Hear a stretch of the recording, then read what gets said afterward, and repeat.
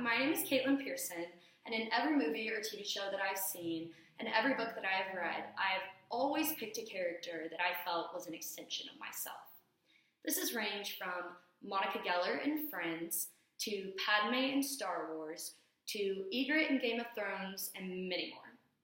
But after a lot of serious thought and consideration, I decided that Beatrice, or Tris Prior, from the Divergent series, is the character that I can most holistically identify myself as. I chose Tris because I really relate to her journey of finding herself without losing herself, as well as her being an outsider, and lastly, her character's development of her self-confidence. For those of you who haven't seen the film, it takes place in a futuristic world where there are 5 factions that determine the society's functionality. The 5 factions are Abnegation, who are the selfless, Amity, who are the peaceful, Condor, who are the honest, Dauntless, who are the brave, and Erudite, who are the intelligent. In the beginning, Beatrice is Abnegation, and she has to take this test to basically decide who she's going to be for the rest of her life, what faction she'll be in for the rest of her life.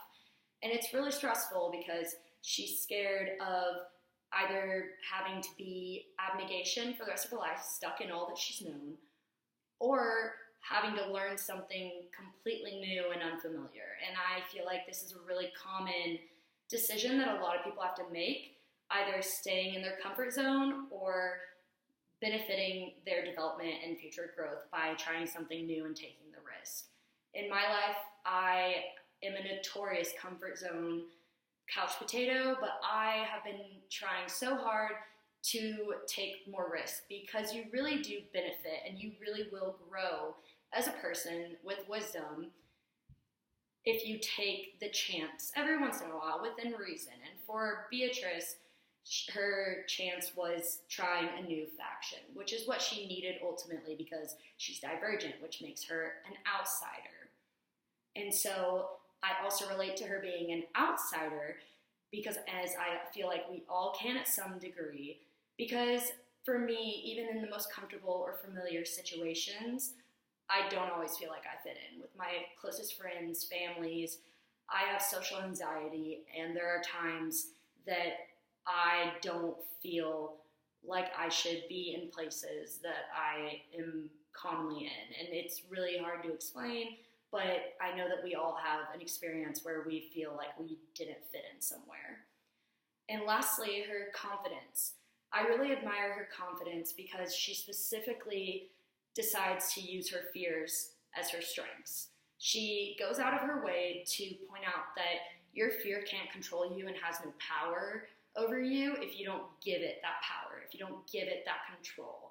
And I think that a really underappreciated quote by Charles R. Swindoll, that life is 10% action, 90% reaction, is so big in that. You can use that for anything in your life, but especially in managing fear. And that's how she overcomes it, and that's how personally I like to look at my life and overcome my shortcomings by realizing that I ultimately have the control over them.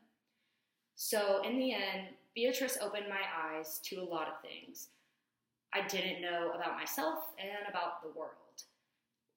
Specifically, that it's about the adventure, not the destination.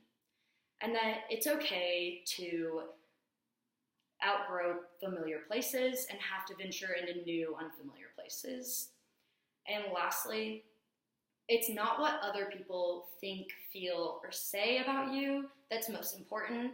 It's what you think, feel, and say about yourself that's going to determine who you are and how you will be. So I ask you, are you who you want to be? Another famous quote by George Bernard Shaw is that life isn't about finding yourself, it's about creating yourself. Thank you.